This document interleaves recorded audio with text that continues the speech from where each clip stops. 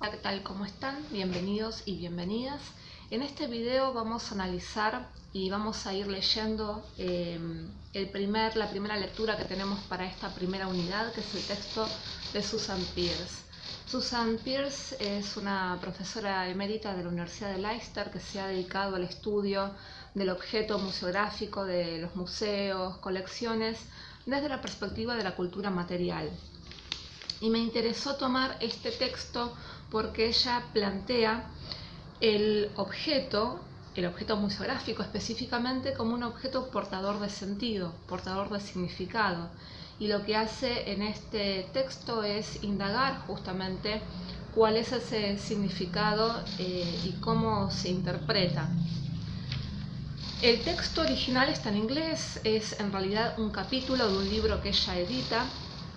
Como no hay traducción al español, yo me tomé la libertad de hacer yo misma la traducción, así que tómelo con pinzas, pero por lo menos tienen un material para poder trabajar aquellos que no manejan el inglés con soltura. Los que sí manejan el inglés van a poder consultar el texto original, que después lo voy a dejar con el resto de la bibliografía cuando tenga el espacio institucional correspondiente. Entonces, yo les preparé unas diapositivas que también están subidas en el aula virtual y vamos a tomar esas diapositivas para ir siguiendo un poco el texto. Les pido disculpas si no miro todo el tiempo la cámara, pero tengo por un lado mis apuntes y por otro lado tengo mi computadora con el PowerPoint, así que voy a estar mirando esas cosas. Entonces, vamos a comenzar. Yo les decía que en este texto ella va a indagar acerca de la capacidad del objeto museográfico, en realidad de todos los objetos, pero obviamente a nosotros nos interesa específicamente el objeto museográfico, la capacidad, decía, para transmitir mensajes, su calidad de portador de mensajes, de portador de significado. Y para analizar esto, ella va a tomar un caso particular que es una casaca perteneciente al ejército británico de la batalla de Waterloo, que es lo tienen detallado en el texto. Es una casaca que perteneció al teniente Henry Anderson, que participó en la batalla de Waterloo. Y que esta casaca se encuentra ahora en el Museo Nacional del Ejército en Londres, forma parte de su colección permanente.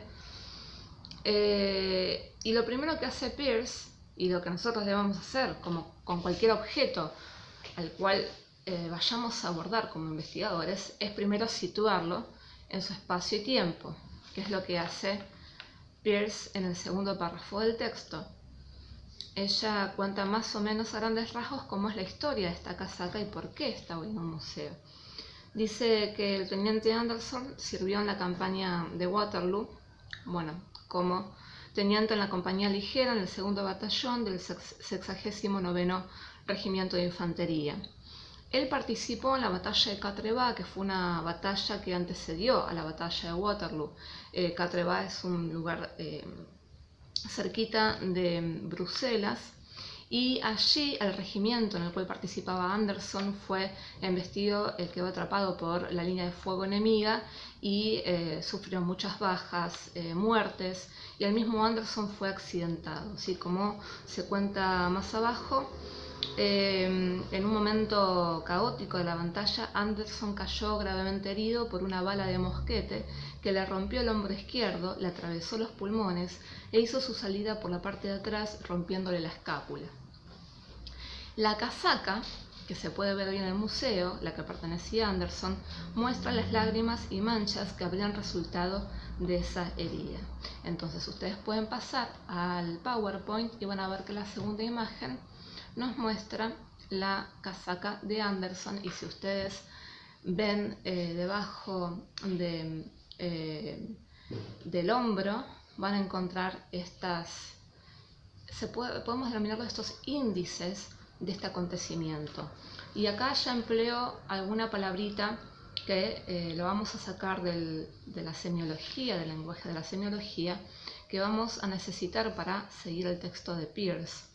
El concepto de índice, para aquellos que no lo tengan muy fresco, es un concepto que elabora Charles Peirce, sin no confundirse con Susan Peirce. Los apellidos suenan parecidos pero se escriben diferente.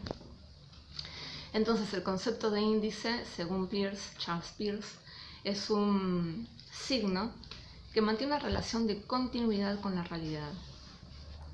Y por eso podemos denominar estas huellas de sangre y de lágrimas como una suerte de índice de estos acontecimientos históricos, por un lado, pero también personales, porque remiten directamente a la persona de Anderson.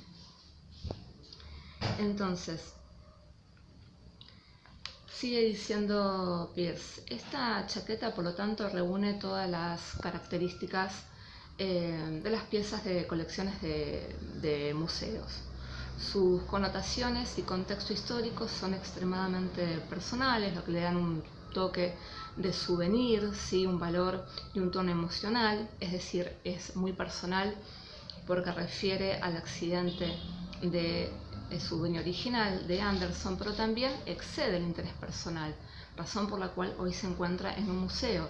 Es interesante para muchas personas. ¿Por qué? Porque al mismo tiempo esa chaqueta estuvo involucrada en los acontecimientos de Waterloo, relacionados con toda una serie de connotaciones y de interpretaciones que tienen que ver con el orgullo nacional, con el heroísmo de los soldados británicos, etcétera, etcétera, lo que hace que hoy en día se encuentre en un museo.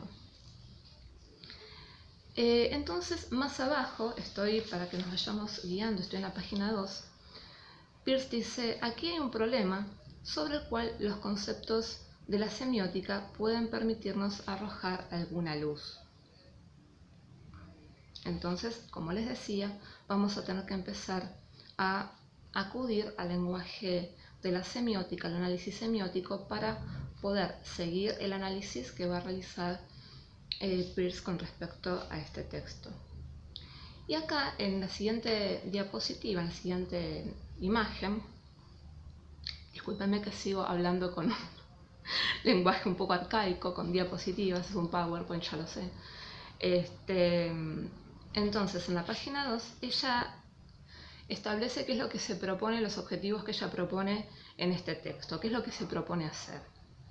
Y dice, esperamos mostrar cómo la chaqueta funciona como una entidad portadora de mensajes, ¿sí? Que es lo que dijimos al principio, actuando en relación con Waterloo, y ojo acá, porque acá empieza a introducir las palabras claves del texto, como signo intrínseco y como símbolo metafórico, capaz de una amplia gama de interpretaciones, y explorar cómo se relaciona esto con la forma en que el presente es creado a partir del pasado. Vayan siguiendo la imagen del PowerPoint en donde yo fui puntualizándole estos puntos, ¿sí? Luego, sigue diciendo, ya va enumerando cuáles son sus propósitos, ¿no? en el texto.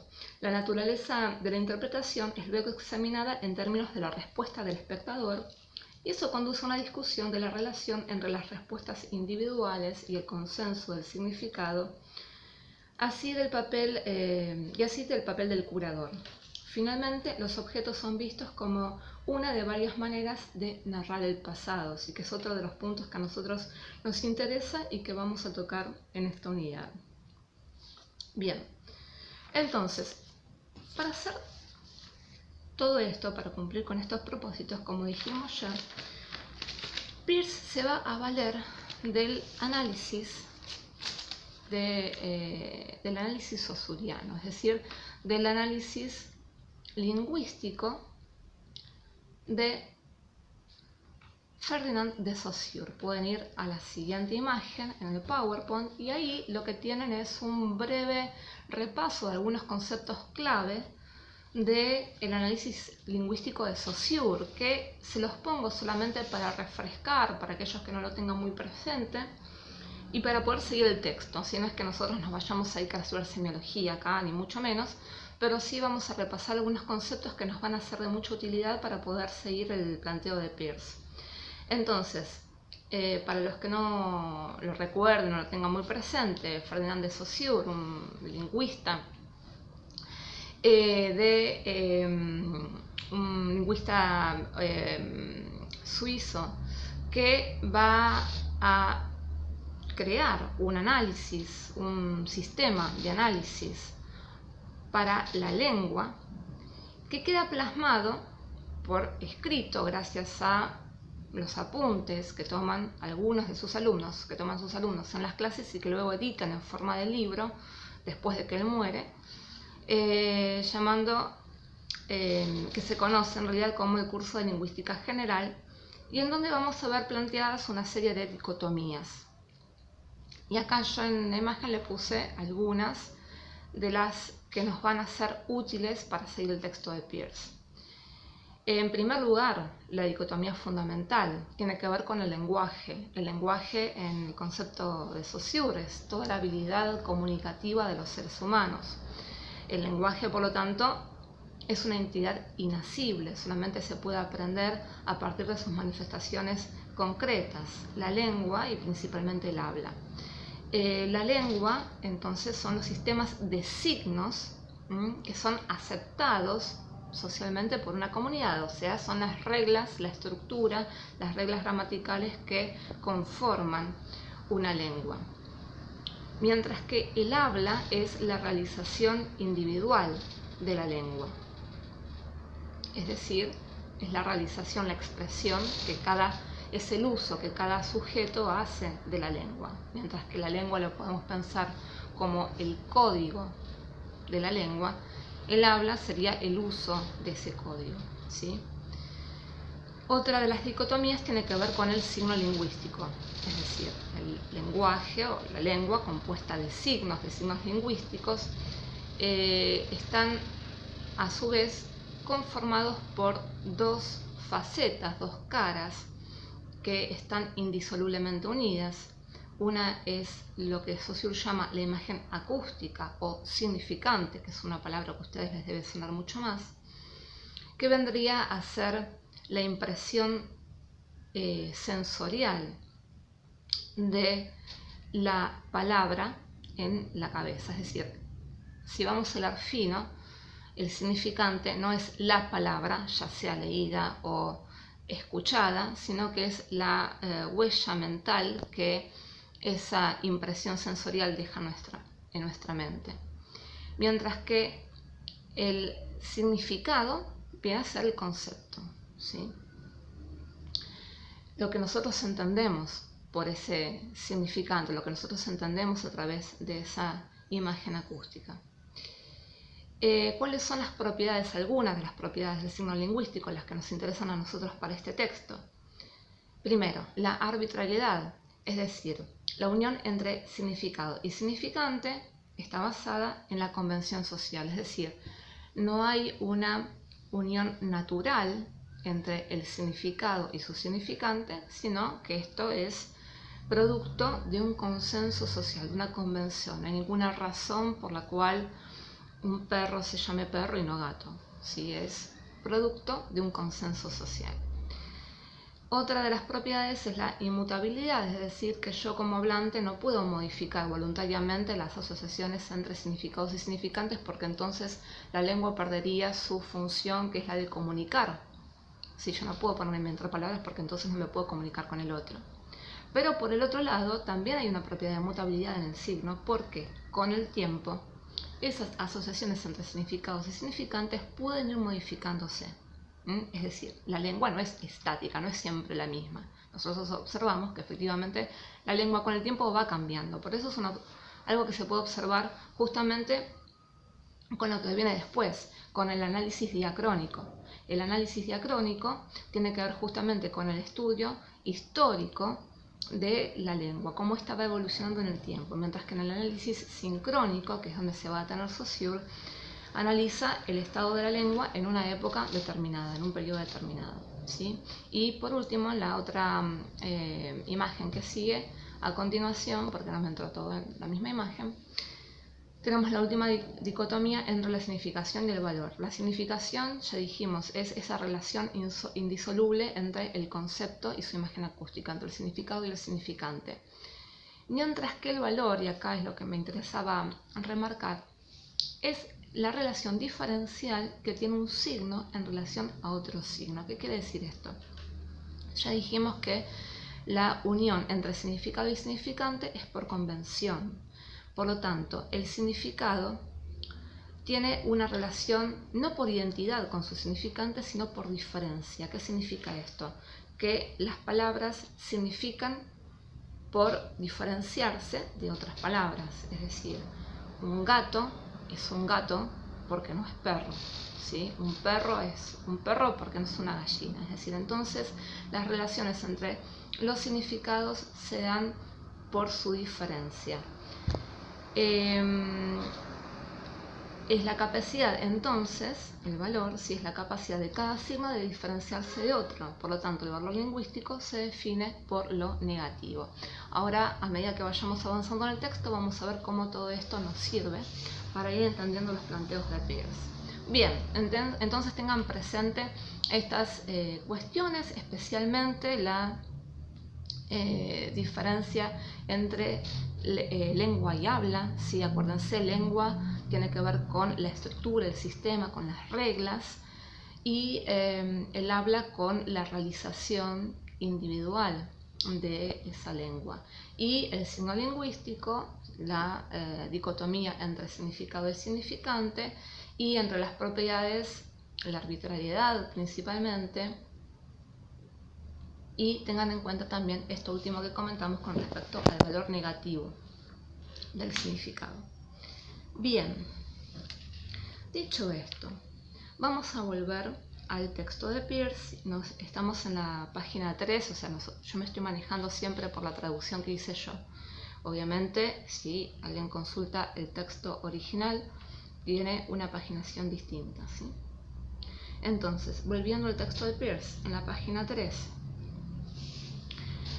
ella tiene un esquema que yo en el texto se los puse tal cual está en el texto original. No me tomé el trabajo de traducirlo porque era bastante engorroso recrear todo el esquema, toda la estructura, y como son palabritas sueltas, aquellos que no manejan mucho el idioma, de todas maneras pueden buscar en el diccionario la traducción. Lo que sí hice fue en el PowerPoint transcribir la primera parte de ese esquema, es decir, la sección A, y ahí sí hice la traducción de las palabritas. Es un esquema que por sí solo por ahí es un poquito complicado de entender, así que vamos a comentar por lo menos esta primera sección, que como les digo es la única que puse, en la imagen, en el PowerPoint. Y la vamos a describir así un poquito a rasgos generales para que se entienda. Entonces, fíjense que por lo tanto ella lo que está haciendo por ahora es plantear que va a tomar el sistema de análisis lingüístico de Saussure y lo va a aplicar a otro sistema de signos, a otro sistema de comunicación, que es la cultura material. Esto a mí me interesa, o sea, me parece particularmente interesante, porque una cuestión con respecto a el análisis saussuriano es que las ideas no, digámoslo así,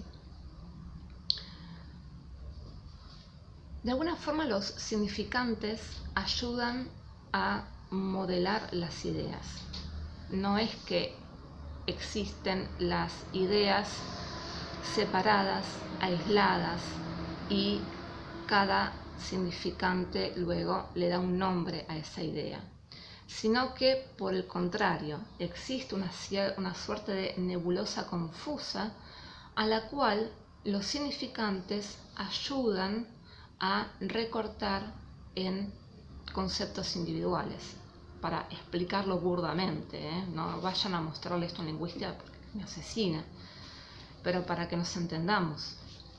No sé, ni yo, y creo que ustedes tampoco, somos semiólogos acá, ¿sí? Para entendernos en el manejo del texto.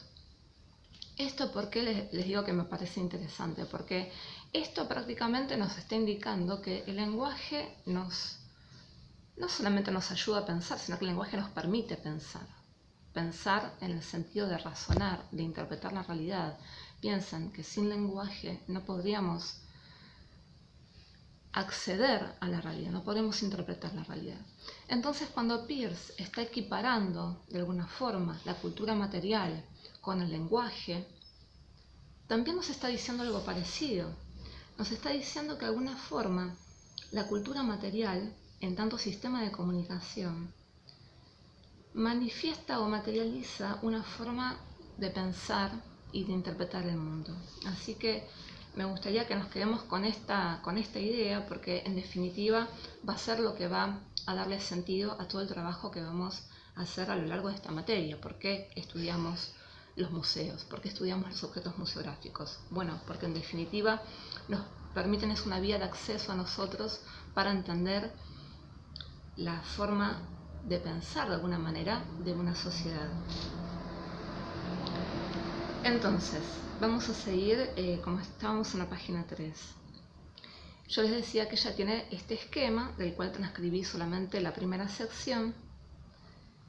Y si van a la imagen del PowerPoint, van a ver que hay una formita en la parte superior que dice rango de posibilidades que se relacionan con la lengua.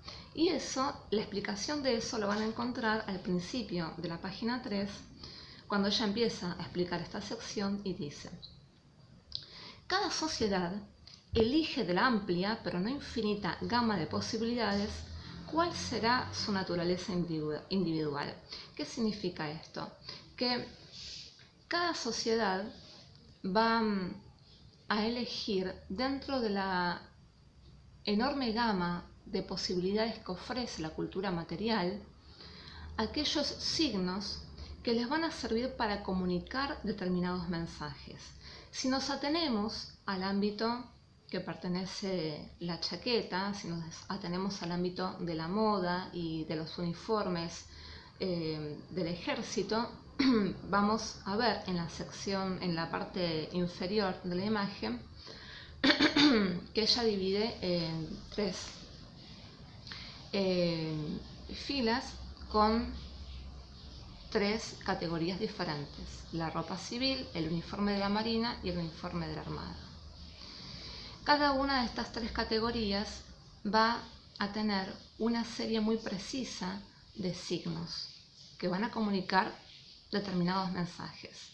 En el caso del ejército, por ejemplo, que es una categoría muy clara, la ropa, los uniformes van a expresar cuestiones que tienen que ver con el regimiento al cual pertenecen, el rango, los méritos individuales del soldado en cuestión, etc. Entonces, con esto quiere decir Peirce que dentro de todas las posibilidades que ofrece la cultura material, telas, cortes de ropa, colores, etc., se va a hacer una selección para expresar determinados mensajes, para comunicar determinados mensajes. Entonces, dice, la posibilidad de elegir da a cada sociedad en un momento determinado una amplia gama de posibilidades comunicacionales, incluido un corpus de cultura material, dentro de la cual en la Gran Bretaña de 1815 estaba nuestra chaqueta.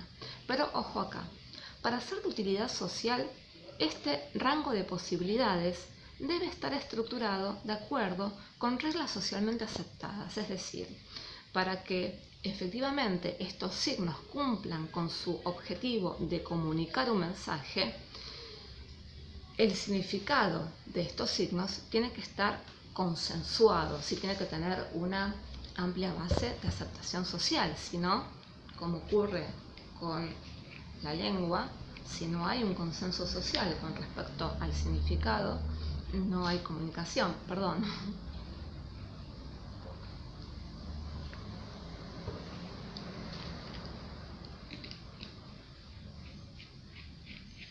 Entonces, más abajo dice, las reglas las cuales pueden ser llamadas categorías, y que son el equivalente material de la gramática del lenguaje y del rango de posibilidades equivalente al vocabulario, forman juntos la estructura profunda de la sociedad bajo análisis. Y Saussure llama todo estructurado la lengua. Acá van a ver que Peirce va a usar mucho la terminología original en francés. A veces resulta un poquito confuso eso, pero lo que me interesa remarcar acá es que el uso de estos signos, al igual que ocurre con la lengua, va a estar estructurado por determinadas reglas, si no, no podrían significar nada.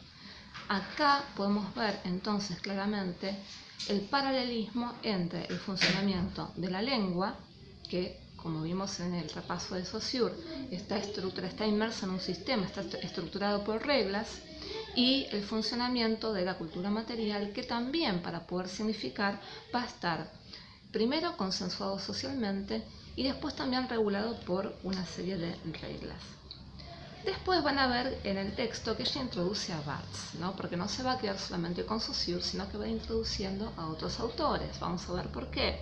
Bueno, Barthes seguramente lo va a introducir porque Barthes retoma la propuesta de Saussure de trasladar o de aplicar el análisis lingüístico a otros sistemas de significación no lingüísticos, principalmente visuales. Por eso Barthes va a analizar cosas como la moda, la comida, etc.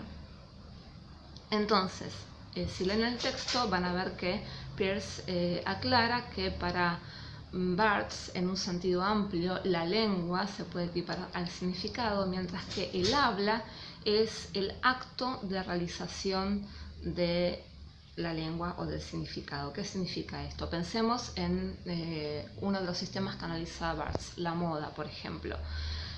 Un vestido lo podemos pensar como una manifestación de la lengua.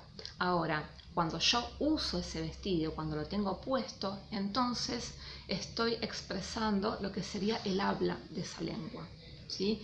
Y por eso ella aclara en este esquema, en la parte superior izquierda, langue, lengua, usa la terminología en francés, en sentido amplio el significado, ¿sí? Lo que acabo de decir recién, y más abajo habla, en 1815, en la que el significado y el significante elegido se unen para dar signo. Otra vez, la terminología francesa, signo, no hace falta traducción, se refiere a signos, ¿sí? Entonces, vamos a seguir avanzando más abajo del texto. Podemos pensar todos estos signos de los uniformes, por ejemplo, de los diferentes ejércitos, como el vocabulario de la lengua. El vocabulario, por sí solo, suelto, no me sirve para comunicar mucho. Tiene que estar en relación, tiene que estar inmerso en un sistema regulado por reglas, como venimos diciendo. Lo mismo va a pasar con este vocabulario, entre comillas, que está formado por los signos que conforman las diferentes categorías: civil, uniforme de la marina, uniforme de la armada, y etc. Entonces vamos hacia el último párrafo de la página 3. Dice: Saussure muestra que el proceso de estructuración significa que la parole, la palabra, ¿sí? Escuchen, no actúa en piezas separadas sino en conjuntos, lo que les acabo de decir recién, ¿sí? Las palabras no actúan solas sino en conjuntos, en los que el significado depende de las relaciones y las categorías son creadas por la distinción que separa un conjunto del otro. Entonces recuerden una de las propiedades, una de las dicotomías que repasamos recién de Saussure con respecto al valor, ¿sí? Que el significado se establece a partir de una relación negativa con otros significados. Entonces, sigo leyendo. El rango que expresa la casaca no tendría sentido si no hubiera otros rangos superiores e inferiores con los que formara un conjunto. De igual manera, la categoría ejército adquiere un significado más claro en relación con otras categorías diferentes como marina. donde todos visten casacas azules y a la vez ambos se distinguen de la categoría civil. ¿Entendés? ¿Se entiende? Es el mismo funcionamiento que ya aplica a la cultura material que al funcionamiento de la lengua. Vamos a seguir avanzando a la página 4 y ahí va a introducir una capa más de significado este análisis que ella está haciendo. Dice: podemos llevar la discusión un paso más allá, empleando el análisis de comunicación ideado por Leach. Y acá pueden pasar a la siguiente imagen del PowerPoint, en donde les puse algunas pequeñas referencias con respecto al sistema de comunicación de Edmund Leach. Leach es un antropólogo responsable por introducir el sistema el análisis estructuralista de Levi-Strauss a la antropología británica. Entonces, ella dice en el texto: la entidad portadora del mensaje, es decir, la casaca como significante, representa el mensaje, ¿sí? Es decir, las categorías significadas, como resultado de la elección humana. En este punto, Leach hace una distinción crucial entre signo y símbolo, que, dice Peirce, es muy útil para permitirnos comprender mejor cómo funciona la casaca. Y acá hace una aclaración, dice que confusamente Leach y Barthes usan la misma palabra para describir cosas diferentes. Ahora lo vamos a ver bien. Y ella va a usar la ortografía francesa cuando se refiere al significado de Barthes y la ortografía española cuando se refiere al significado de Leach. Sigue diciendo, ahora lo vamos a explicar esto. Los objetos y otros mensajes funcionan como un signo cuando representan la totalidad de aquello de lo que son una parte intrínseca, como lo hace la casaca para los hechos reales de Waterloo.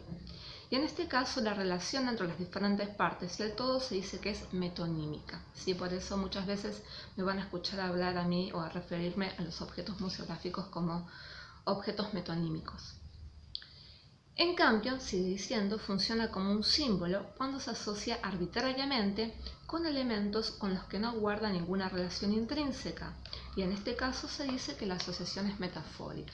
Entonces, la distinción que hace Leach del signo, yo se las puse en la imagen del PowerPoint. Por un lado, les puse una breve reseña con respecto a los signos, que es básicamente lo mismo que venimos diciendo con respecto al sistema de Saussure, es decir, que los signos no se presentan aislados. Un signo siempre es miembro de un conjunto de signos contrastados que funcionan dentro de un contexto cultural específico.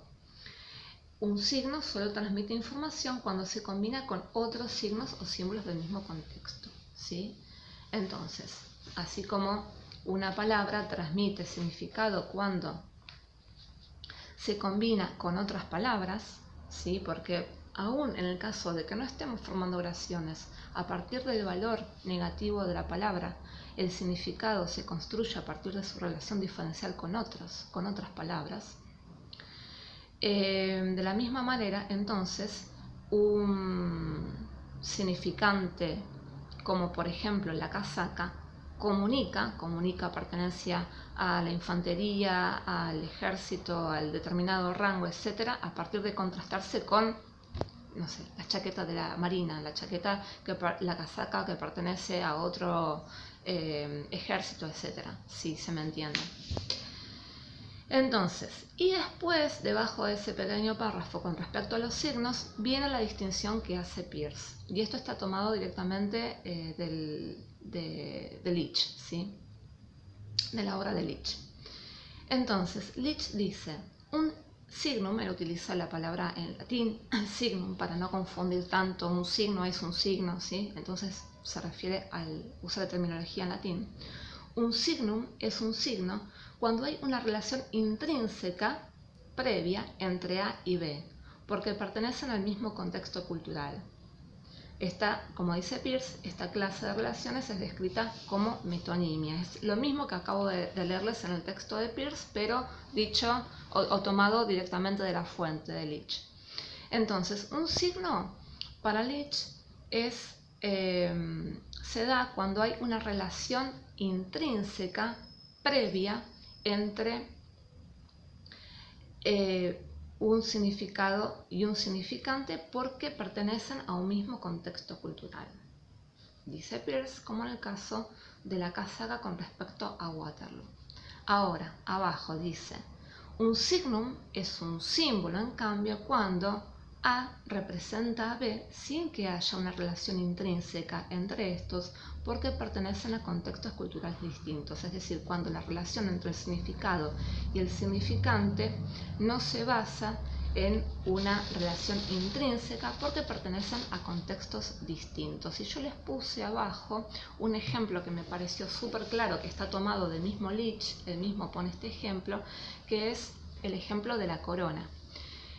Entonces, en este caso, dice Leach, un signo sería lo siguiente: dado que el contexto de las tradiciones políticas europeas, en las que el rasgo principal de las insignias del monarca gobernante es una corona, la corona es un símbolo de soberanía, ¿sí?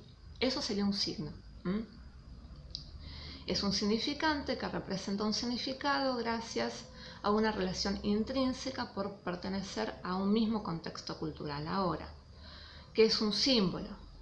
En cambio, cuando la corona es usada como una marca comercial de una clase de cerveza, la corona es un símbolo, no un signo, ya que no hay relación intrínseca entre corona y cerveza. Ambas proceden de contextos diferentes. La corona y la cerveza no tienen nada que ver, ¿sí? Vienen de lugares diferentes, no existe una relación previa entre ambos, por lo tanto, la corona, en este caso, no funciona como signo en la terminología de Leach, sino como símbolo. ¿Está claro? Bueno, espero que sí. Sigue diciendo Peirce hacia el final, los últimos dos renglones de la página 4.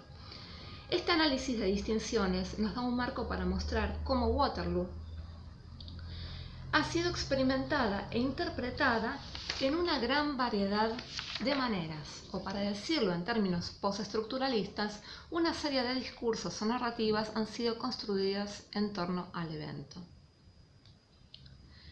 Es decir, que esta categoría de símbolo nos permite pensar cómo sobre un mismo significante pueden construirse una gran cantidad de diferentes significados. Tengan esto en mente. Dice Peirce, la norma socialmente aprobada, respaldada ideológicamente, vio la batalla como una encarnación de valentía, lealtad, digno sacrificio y orgullo nacional, de modo que sus hechos se hicieron proverbiales y todo contacto con ella, como la chaqueta de Anderson, fue atesorada con cariño, ¿sí? Entonces, ella está diciendo que sobre este significante, que es la casaca, se va a construir toda una serie de significados. Van a surgir diferentes interpretaciones.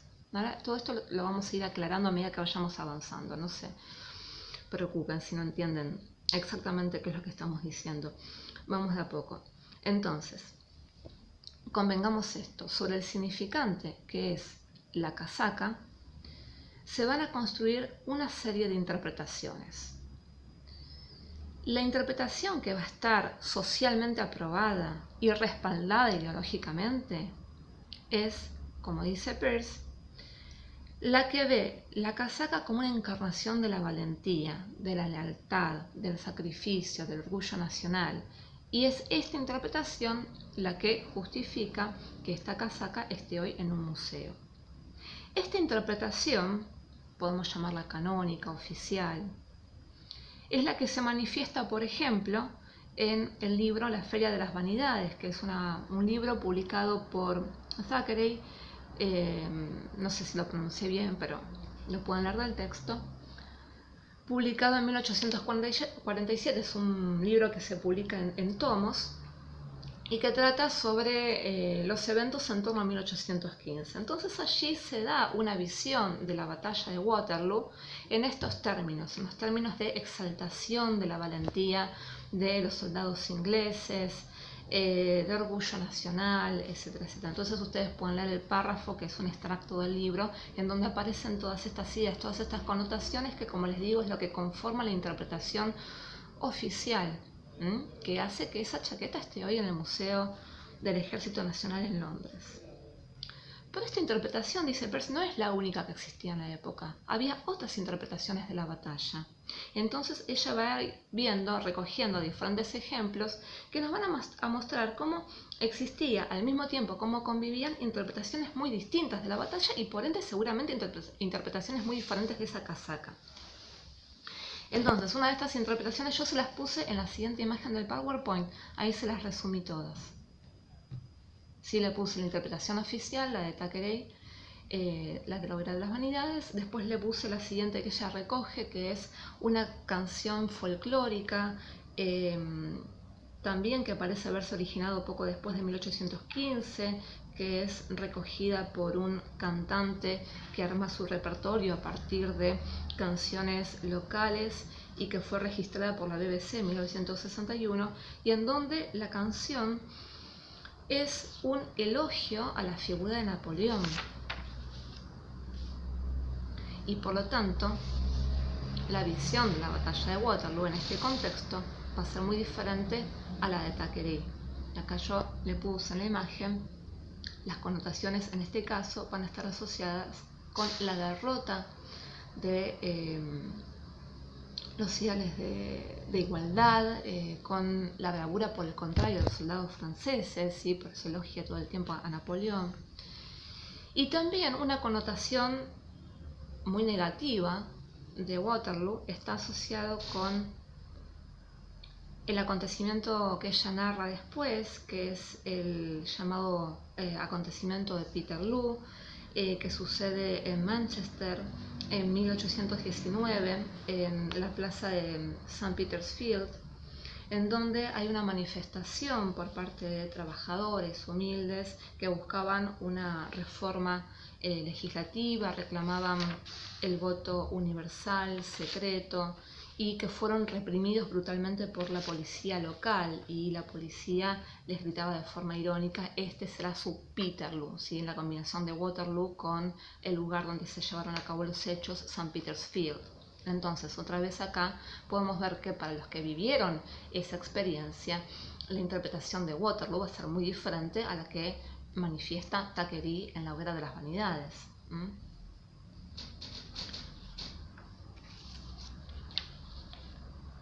Entonces, vamos a seguir avanzando. En la página 7, en el segundo párrafo, ella dice: estos ejemplos, los que acabamos de comentar, muestran la gama de interpretaciones con las que la batalla y sus elementos estuvieron directamente involucrados.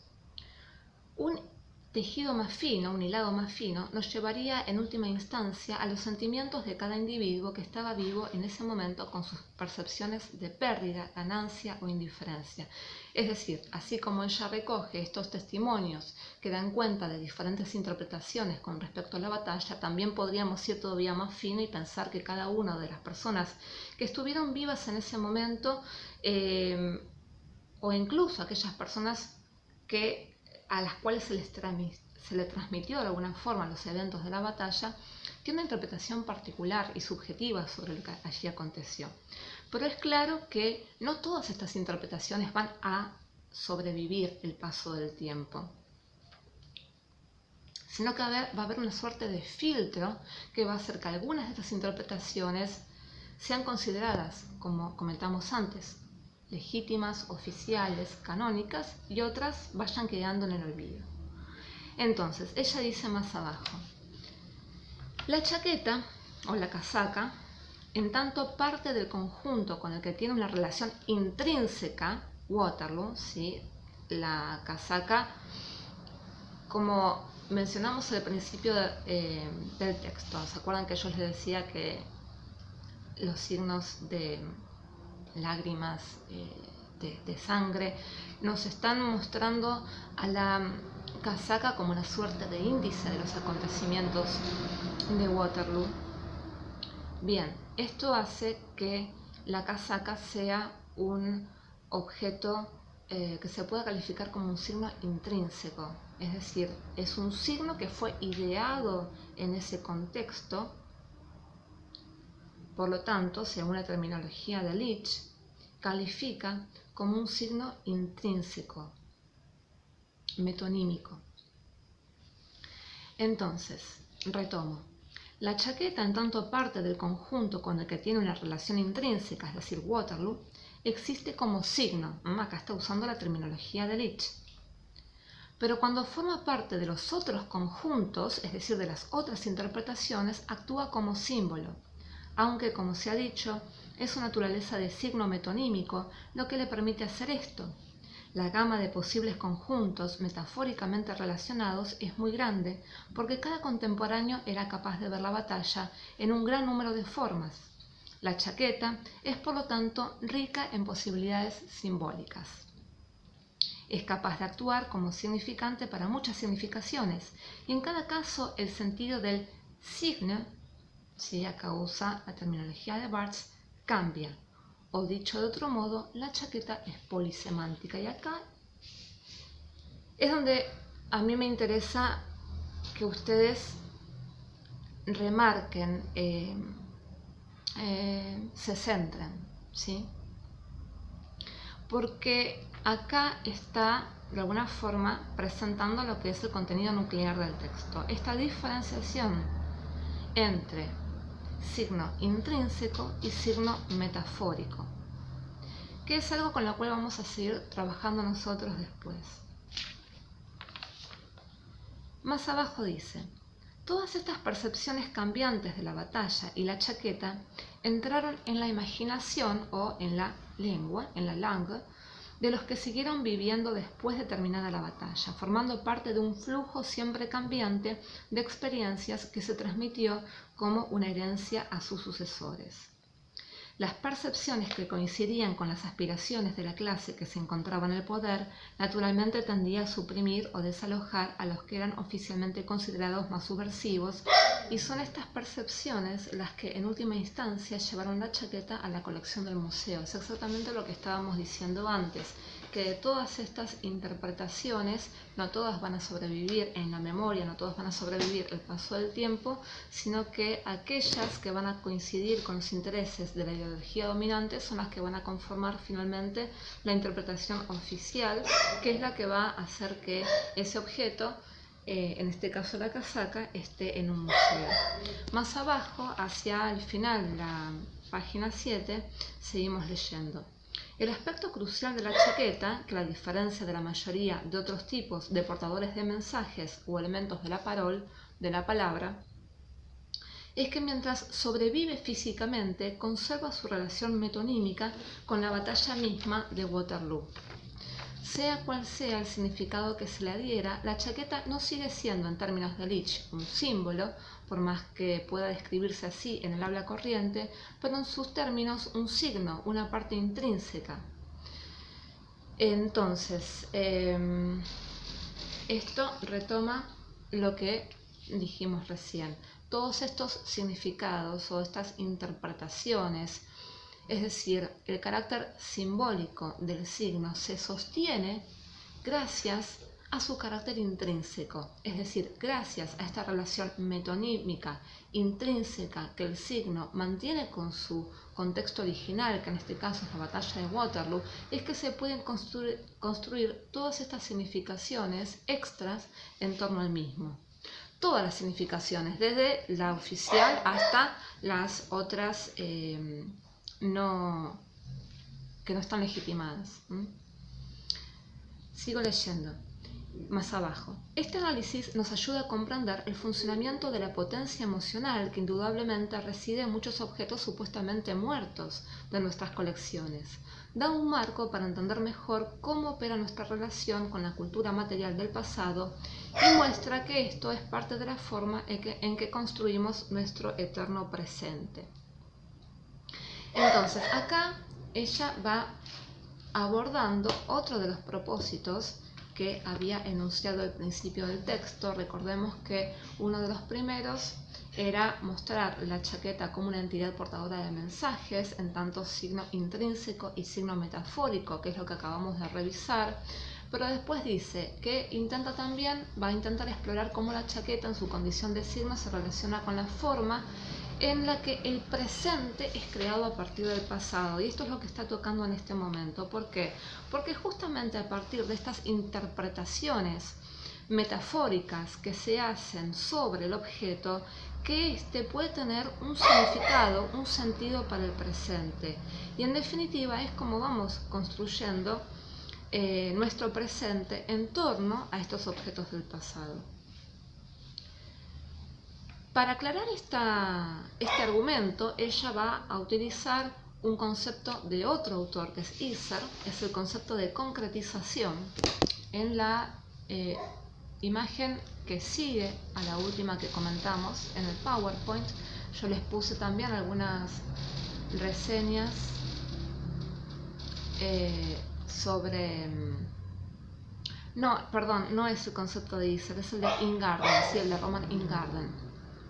Yo le puse alguna pequeña aclaración sobre el concepto que ella usa, que es el concepto de concretización, y lo utiliza para indicar que el significado del objeto se crea, escuchan, a mitad de camino entre su carácter intrínseco y su contenido metafórico.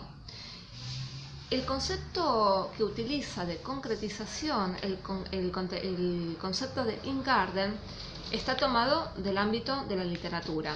Ingarden lo crea para referirse al accionar del lector cuando completa con su propia imaginación, con sus propias decisiones, aquellos detalles que no son explícitamente contados por el narrador, ¿sí? Por ejemplo, cuando se caracteriza un personaje, generalmente el autor, el narrador, da algunas reseñas, pero no lo describe en general por completo, 100%, sino que uno como lector termina en su cabeza de formar al personaje. Por eso cuando uno ve la película que se basa en determinado libro que uno leyó, dice, ay, el personaje yo no me lo imaginaba así, me lo imaginaba de otra manera.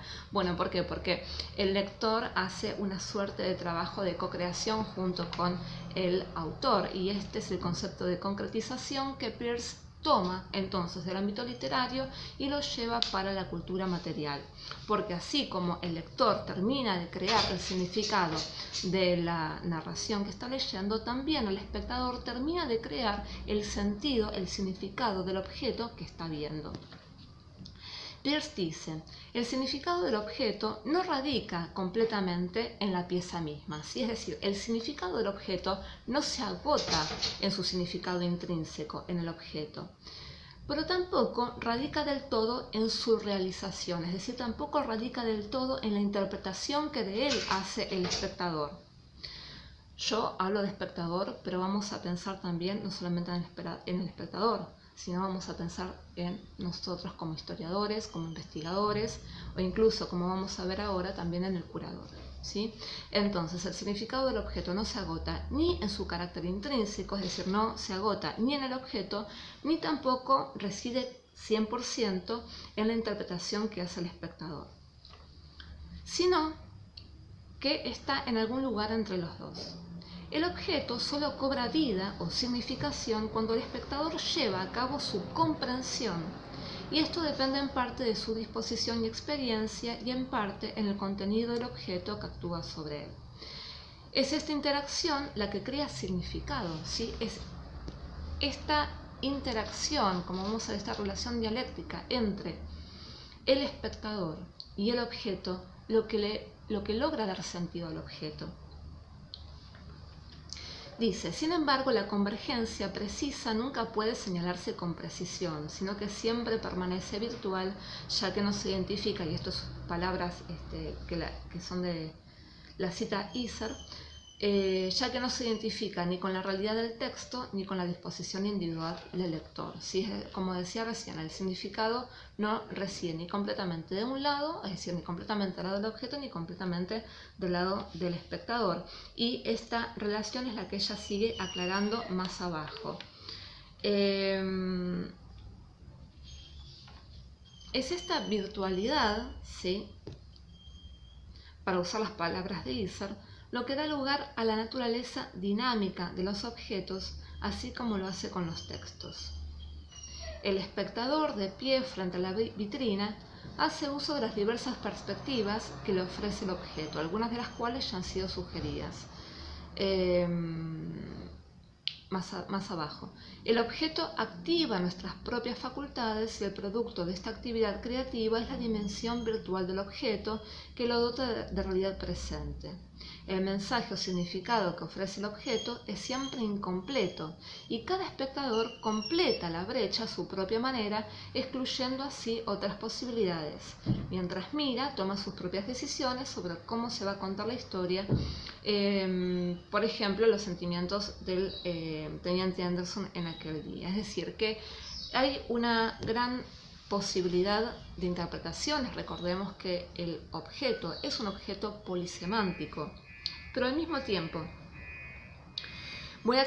como espectador, como interpretante, debo tomar ciertas decisiones con respecto a estos posibles significados. Por eso dice: el objeto es inagotable, pero es esta inagotabilidad la que obliga al espectador a tomar sus decisiones. El proceso de mirar es selectivo y el objeto potencial es más rico que cualquiera de sus realizaciones, ¿sí? Quiere decir que el objeto puede proveer una amplísima gama de interpretaciones, pero yo no me voy a poder quedar con todas, sino que voy a tener que elegir algunas de estas interpretaciones.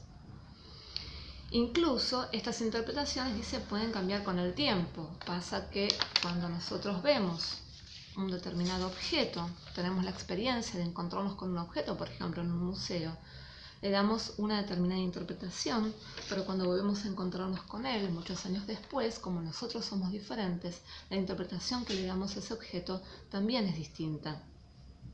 En un sentido, dice Peirce, refleja la personalidad en desarrollo del espectador y por lo tanto actúa como una especie de espejo.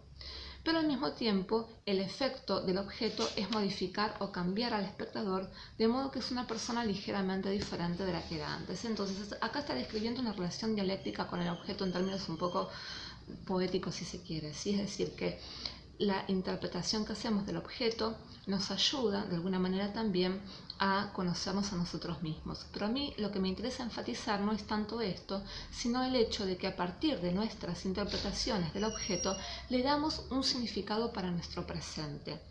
Y es gracias a esto que el objeto sigue estando vivo, sigue siendo significativo. Si nosotros no pudiésemos darle sentido para nosotros, para nuestro presente, y si el objeto se quedase solamente con su relación intrínseca, con su contexto de origen, entonces el objeto sí sería un objeto muerto. Abajo dice: el objeto, en tanto perdura, tiene una forma fija y una historia fáctica definida, sin la cual no podría existir. Y no podemos empezar a entenderlo, ¿sí? Sin ese carácter, sin ese contenido objetivo, fáctico, sin ese carácter intrínseco, metonímico del objeto, el objeto no podríamos empezar a interpretarlo, porque ya vimos que su carácter intrínseco es lo que permite sostener todas las interpretaciones simbólicas del objeto. Pero si verlo e interpretarlo consistiera solo en una especulación desinhibida, ininterrumpida por cualquier restricción realista, el resultado sería una serie de secuencias puramente individuales, con poca relación entre sí y significativas solo en términos de la personalidad individual, no importa cuán extraño, idiosincrático o simplemente mal informado puede ser. Entonces, si por el contrario todo el significado del objeto estuviese del lado del espectador y por lo tanto el objeto pudiese significar absolutamente cualquier cosa sin ningún tipo de anclaje objetual que lo relacionara con un contexto intrínseco, entonces también perdería interés, porque entonces puede interpretar, puede ser absolutamente cualquier cosa, de cualquier cosa, y eso ya tampoco tendría ningún sentido. Por eso el significado del objeto tiene que estar a medio camino entre su significado intrínseco y su significado simbólico o metafórico. Es un equilibrio que se tiene que dar. Y ese equilibrio, dice más abajo, lo sostiene el objeto mismo con su contenido fáctico y tangible. Sobre la naturaleza de estos existe un consenso dentro de la comunidad de cada individuo, por lo que el acto de interpretación guardará relación con este consenso. Aquí radica la estructura dialéctica de la visión. ¿Sí? Esto que estamos comentando, la relación dialéctica que se da entre la interpretación y el valor o el carácter fáctico intrínseco del objeto. La naturaleza de este consenso, dice más abajo, abarca el cuerpo del conocimiento tradicional y la experiencia que podemos llamar erudición o curaduría, y la capacidad de aplicar esto a un objeto o colección en particular para extender el límite de la comprensión. Es decir, que el carácter fáctico o el carácter intrínseco del objeto, el hecho de que la casaca perteneció efectivamente a Waterloo, tiene que estar fundado sobre un consenso. Ese consenso, a su vez, depende de un conocimiento erudito, de un cierto expertise, que podemos adjudicarlo al curador. Donde leemos curador, también podemos leer historiador, investigador, ¿sí? Pero ¿qué pasa? Dice más adelante, el curador también está sujeto, también es partícipe de esta relación intrínseca con el objeto. Es decir, que el curador o el historiador, al igual que el espectador, también vuelca sus propias interpretaciones sobre el objeto. También hace su propia selección, su propia narración. Por eso dice Peirce, refiriéndose al curador, ¿sí? Él también es parte del proceso dialéctico, de modo que cada presentación de un objeto es una narración selectiva, o sea, también se le presentan diferentes opciones, al igual de interpretación, al igual que el espectador, y él va a seleccionar esas interpretaciones posibles y va a construir una narración con eso. El curador está participando en un acto retórico de persuasión, ¿sí? Es decir, que con esta narración también intenta convencer al espectador de su interpretación. Todo el proceso nos ayuda a cada uno de nosotros a darle algún tipo de sentido a nuestra relación con el pasado, y así hasta nuestro presente, la recreación perpetua en la que el significado está siempre, dice, justo a la vuelta de la esquina. De alguna forma, el significado sigue siendo inasible, el significado último, si se quiere, porque está basado en una cadena perpetua de interpretaciones, aunque sí ancladas sobre esta relación intrínseca que el objeto mantiene con su contexto de origen. Y a lo último, como forma de conclusión, dice: mientras vivimos nuestras vidas, es la mejor comprensión de los procesos de creación de significado los que nos permite analizar la naturaleza de nuestra relación con los objetos que vienen del pasado y percibir cómo nos afectan, tanto individualmente en la creación dialéctica de sentido y de sí mismo, y socialmente en la creación ideológica de relaciones desiguales. Es decir, que con estas últimas líneas con las cuales ya va concluyendo el texto, intenta justificar por qué debería ser importante para nosotros entender cómo vamos creando significado en torno a los objetos. Por un lado, como fuimos comentando antes, es un proceso que nos permite de alguna forma ir conociéndonos a nosotros mismos, mejor a nosotros mismos como individuos, pero también en términos sociales, porque recordemos, de todas estas interpretaciones hay algunas que se filtran, otras que perduran, y esas van a estar de acuerdo a un consenso social que va a responder a un dominio ideológico.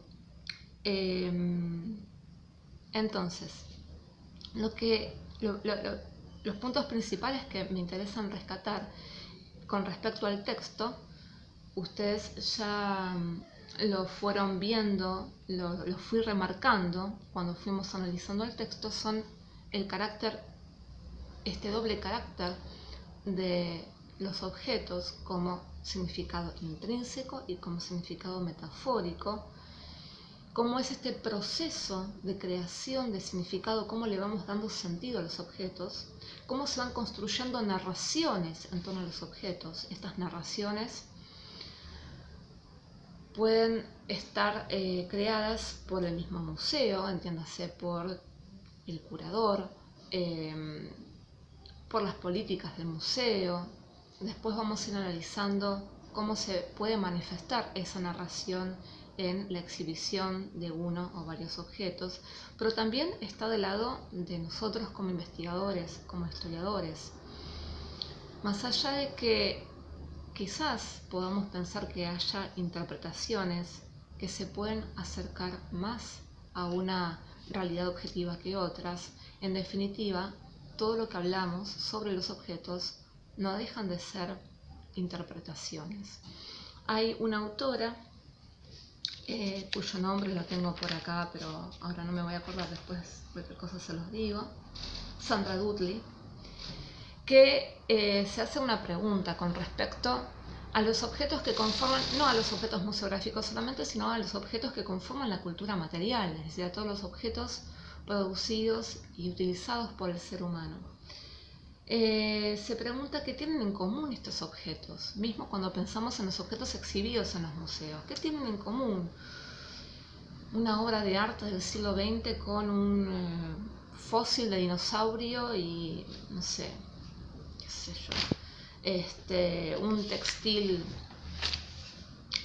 precolombino? ¿Qué tienen en común? Bueno, ella dice dos cosas. La primera es que todos estos objetos son interpretables, es decir, se puede decir algo sobre ellos, lo cual es una característica para mi gusto un poco laxa, como que no dice mucho, porque en realidad podemos decir algo prácticamente sobre todo, sobre qué cosa no se puede decir algo, qué cosa no es interpretable. La realidad es una interpretación. Entonces, para mí esta característica por ahí no es de mucha ayuda, pero vamos a volver a ella después, más adelante, en otro momento seguro.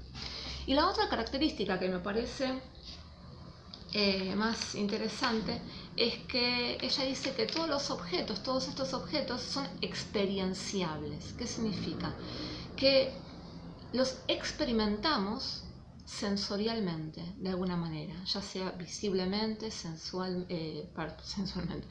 visiblemente, sensorialmente, táctilmente.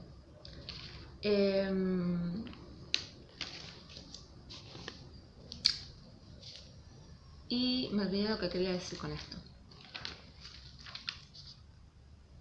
Bueno, esperen un segundito, por favor. El objeto, entonces, según Sandra Dudley, es un objeto de experiencia, además de ser un objeto de interpretación.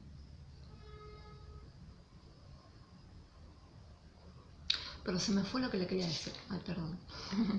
Bueno, después prometo que lo voy a volver a retomar esto y a ver si vuelvo a conectar los cables y vuelvo a hacer el razonamiento que estaba haciendo, que se me quedó por la mitad.